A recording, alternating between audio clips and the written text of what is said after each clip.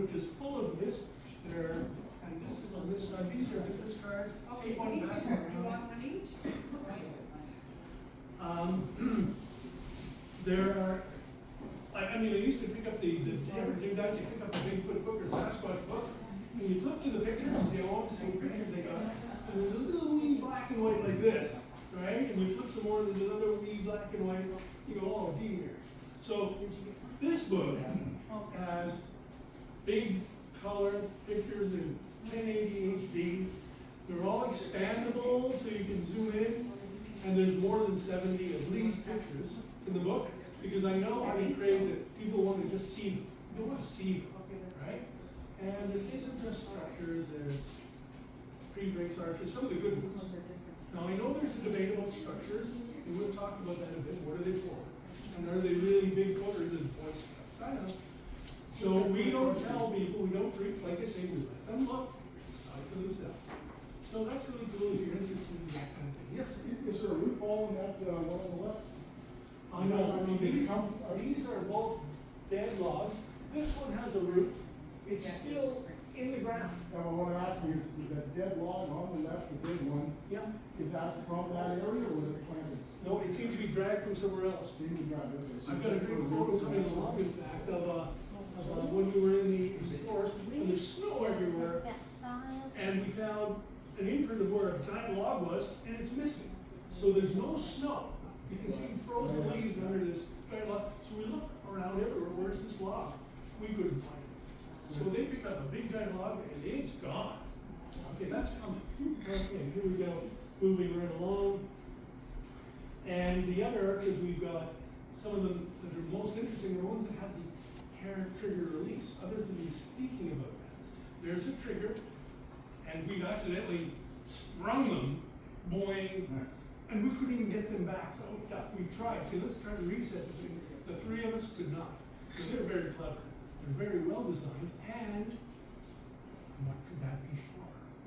Well, they could be obviously a way for them to tell a deer passed through or a human invaders.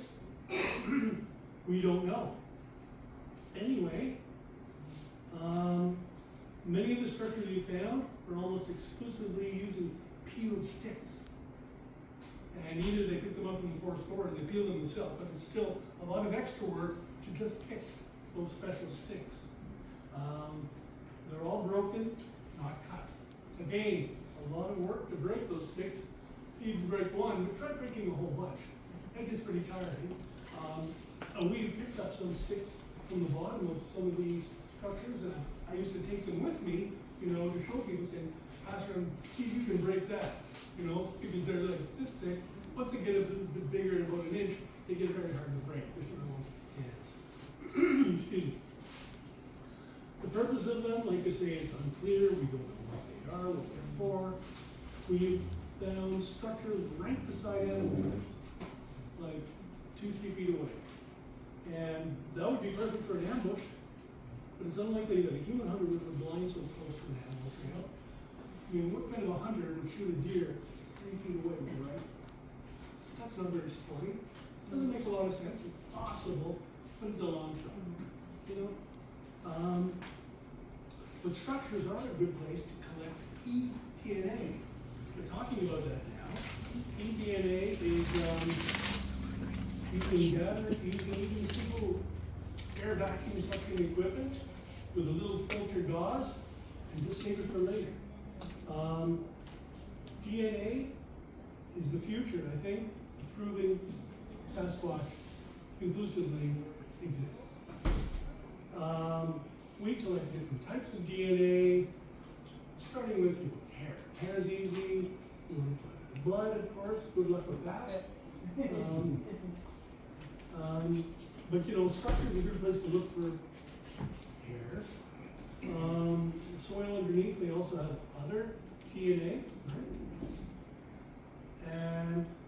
But the problem is right now, there is no DNA on file to which this can be matched.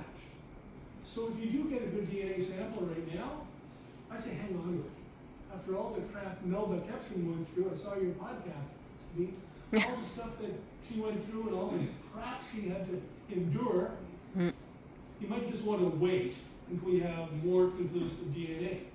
And if you are going to send your sample to anybody, don't send them the whole sample. Send them just a little piece. Never more than half. Hang on to it.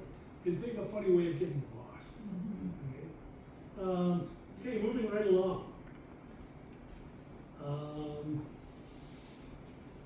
They're talking about the DNA also containing some human female mitochondrial DNA, which goes way back, possibly in the millennia, 50,000 years, 250,000 years. There are experts who deal with that almost exclusively. Okay, so we don't really know what that is. Let's keep moving right along.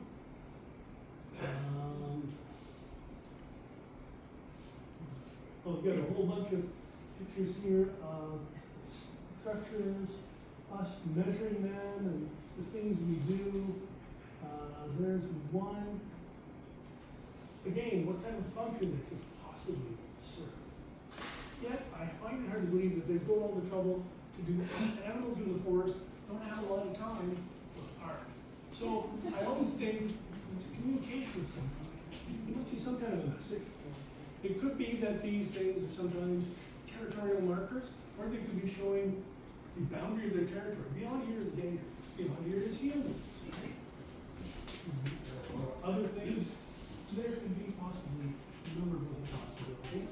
Here's a teeny little funny. It's like a teepee with one side having all these teeny little sticks. One that was there at the time, it's almost like I thought a family came, because some of them we found sometimes 2 or 3 or 4 structures together. But they're done in different styles. Almost as if there was a different artist building each one.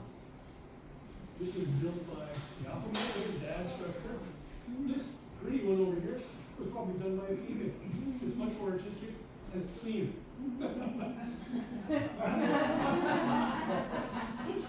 And these little ones, maybe that's done by Junior or one or two.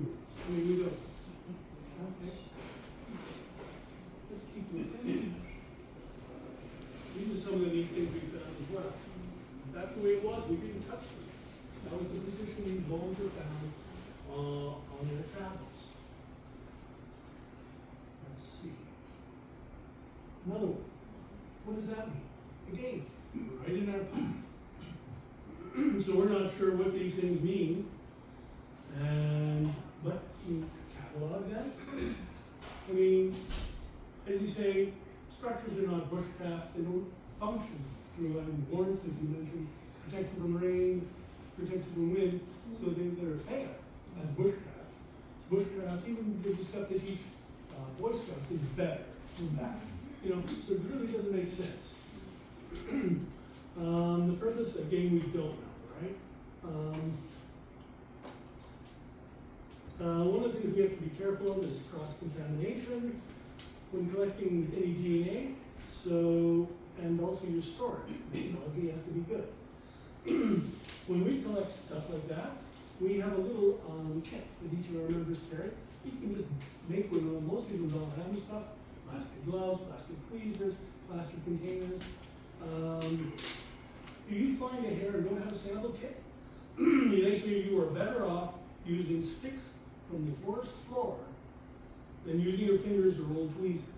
You can contaminate it, right? And then put it, of course, in paper, not plastic. We always carry those little invitation envelopes. So moving right along. Oh, and we love these other little things like asterisks, we call them. There are these number of things we found, which I call geometric patterns. Bigfoot's geometry. We find asterisks, other shapes too, a lot of triangles, a lot of asterisks. Let's take a look. There's another one, another asterisk. There's another one, look at that. What is that?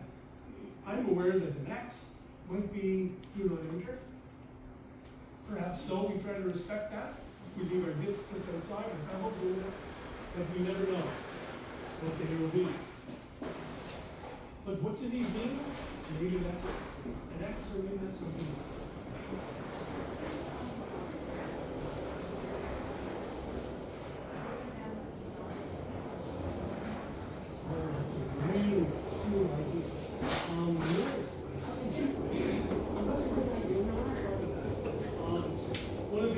I've learned is that there can be stuff on the ground and you can move leaves. Don't be afraid to and see what's underneath. But there can also be stuff in the trees. Bigfoot can be in the tree above you. So when you're getting to where you want to go, stop rushing. You rush to get there, but stop rushing. Now you're there. Take your time. Look all around. Look at the very little and the very big. Yeah, look at the sky. There could be something moving in the sky.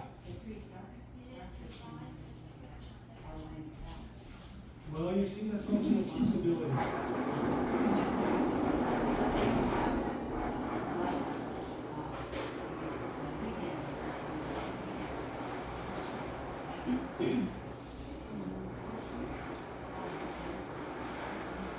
Oh, absolutely. It's beautiful to go away from the city and see. We started the Milky Way galaxy, it's all beautiful.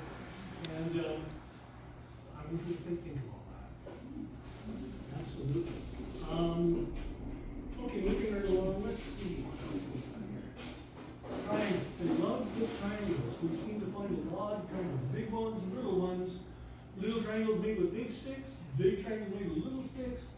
Triangles, triangles, triangles. What happened there? Yeah. There's another triangle. And there's another triangle. This was very interesting. We were deep in the forest. A university group had come in to do a salamander study. And you put this black dart all the way around the big circle. All the way around, huge area like this. And there was a sign there, please don't disturb, blah, blah, blah, blah, blah.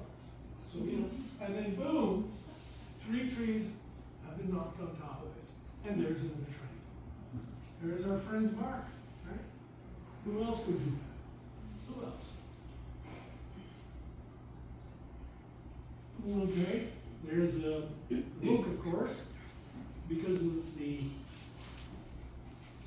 fact that I came all this way. I'm going to plug my book a little bit, but it's our group's book, and it's everyone stops and it's cool. There's a lot of cool pictures there, stuff you won't see anywhere.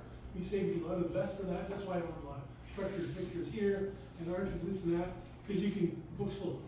So if you want to see them, if you're interested, there you go. There's a little plug. Also, I have a few t-shirts at the end of a line. We were only using for numbers only to identify ourselves, but we're trying to get out of the t-shirt business, and so we have a couple of 2 larges, 2 extra larges, and 1 triple extra large, black and white. So let me know if you want one of the t-shirts. And can you all want to see us? And here there's one of our members, JP, country audio we're using for Abelos. There. And audio can be captured in a number of different ways. I'll be coming to audio in a bit. There's a night vision. That's a stock photo because the other guy has all the night vision stuff in his computer. He didn't have time to get it in the last minute. Okay, moving right along. Trail cameras. Well, there's a problem with those. They have a low success rate. We had a lot of them, over 30. Now we have less than 20. We actually found one smashed. The SD card was still in it. The batteries were still in it. If it was a human, you take the SD card, you take the batteries, or you take the whole camera. You just smash it and leave it there. Who does that? Bear, maybe.